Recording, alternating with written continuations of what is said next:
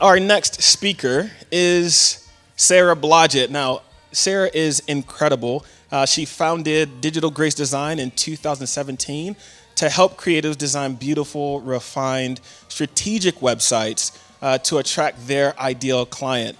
She was our Showit Designer of the Year for 2019. If you know anything about branding, and Story Brand, she is a certified guide. She's the creator of the Simple Showit SEO course, and she's based in New York City, serving creatives worldwide. Without further ado, give your attention to Sarah Blodgett.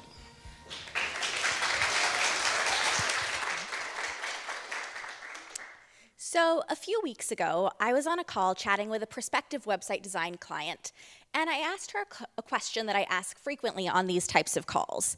That question: why now? If our new website is successful, what would that look like? How would we measure that success? And her initial answers were ones that I've heard many times before. Things like, I want to be able to charge more, or I want to attract more of my favorite types of clients, or I want my website to match my services, or I want more of the people that actually land on my website to inquire about my services. Now, all of these are great and super impactful answers and probably really helpful to the growth of her business. But then she added one more thing. That thing? Disneyland. Okay, so not just Disneyland. What she really said was, but also, I just really want to be able to go to Disneyland for a week with my kids, enjoy every bite of Dole Whip, and come home to an inbox full of inquiries that found me on Google. Whoa. Does that sound like the dream to anyone else? I think so. But what I loved about this answer was truth bomb. If potential clients can't find your website when they're looking for your services, it isn't really working for you, no matter how stunning it is. Yes, your friendly neighborhood website designer really just said that. So, a good website works for you 24/7, even when you're on vacation, especially when you're on vacation. So, how do we ensure that folks can find your website when they're looking for your services? The answer is simple: SEO, or search engine optimization. Now, if this was your gut reaction, you're not alone. You might have thought of the many times that you've pushed, quote unquote, figure out SEO down your to-do list another week, month, or even year. I get it. SEO sounds scary and very much like a foreign language, and you might not know where to begin. But at its core, SEO is really just helping search engines understand what you do, who you serve, and where you do it, so that they can better bring you up in search results when the right folks are looking for you. Now, marketing experts make SEO out to be this complicated and time-consuming thing. But what if it didn't need to be so hard? What if you could start making improvements to your website's SEO in 15 minutes or less, while watching Netflix with a glass of rosé in hand? I don't know about you, but these are the types of business tasks that I can really get behind. So let's get started. Step 1, edit your page titles. So one of the first things that someone will see in Google search results is your page title. It shows up larger than the rest of the text, and it's typically in blue or maybe purple if you've clicked on it before. It's also the information that shows up when you share your website on Facebook or in the browser tab at the top of your internet browser. It should tell potential site visitors and search engines what your page is about, clearly, concisely, and strategically. Now, what I see sometimes is homepage. Maybe we forgot to do it, or maybe we didn't even know we were supposed to do it. If so, you're not alone in that, but also know this isn't actually serving your business. If someone sees this in a search result, they don't actually know what you do. Sometimes I also see a default text left in from the website template that you purchased. Also not super impactful for the growth of your business. Or maybe you have just too much information and the important text is cut off at the end. If you've seen any of these before, or perhaps you're guilty of them yourself, you're not alone. So what should we do instead? Page titles should be 55 to 70 characters long.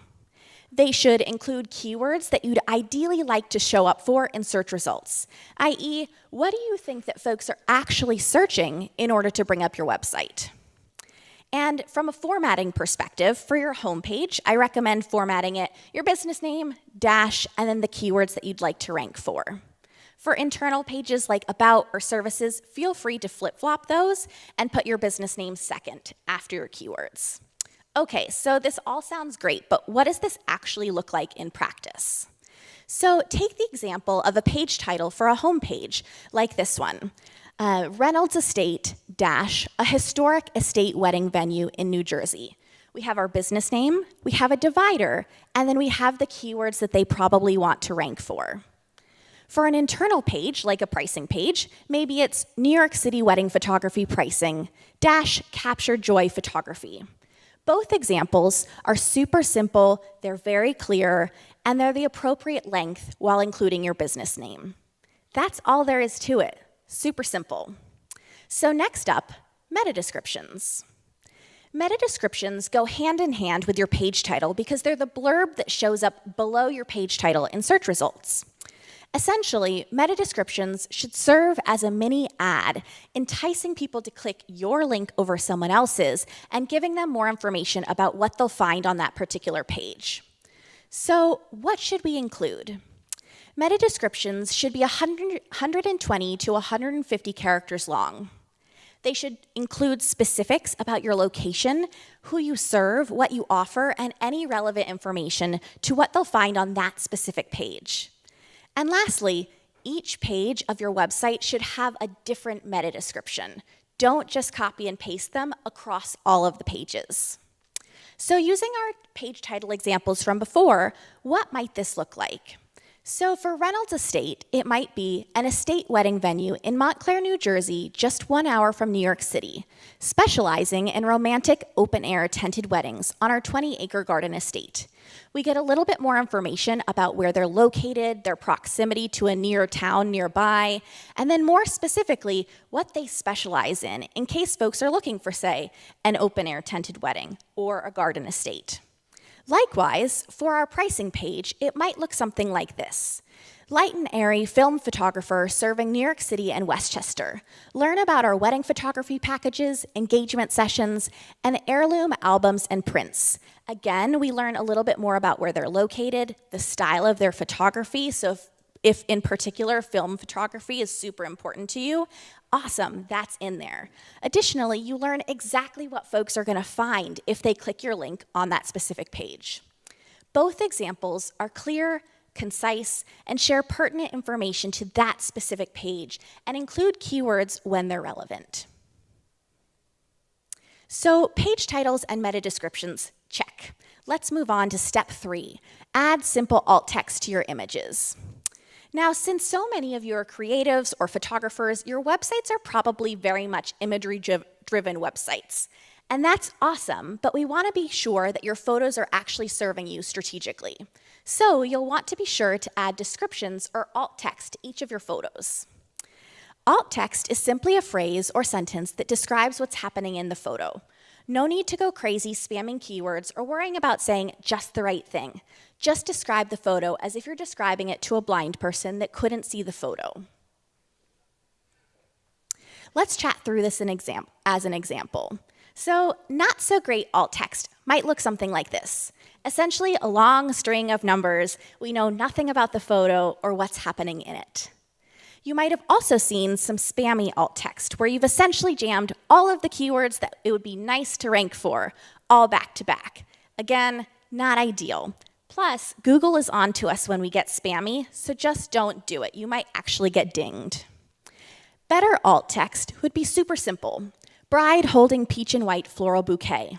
Clean, simple, easy to read. Seriously, that's all you need. And remember when I mentioned Rosé and Netflix at the beginning? Those are 2 great accessories for this particular task. It's a little bit tedious, but great to be done when you're multitasking. Okay, friends, in the wise words of my nephew's favorite book, small steps add up. So start here, start today. Yes, there's more to SEO than these 3 things, but these tweaks will give you a head start on improving your website's SEO. And I promise you can do this in 15 minutes or less. It's time to finally start checking off SEO off of your to-do list. Why? Because your work is too good to be drowning in search results. And 2, just like Alicia, the client that I talked about at the beginning of the call, you deserve to enjoy Dole Whip with your family at Disneyland, confident that your website is working for you while you're away. If you're ready to get started, head to this link to snag your free 16-point SEO checklist to ensure that you don't miss anything important along the way. And then start here. Start today with these 3 simple SEO tweaks and just 15 minutes of your time. Because after all, your future clients are already searching for you. Let's make sure that they can find you. Thank you.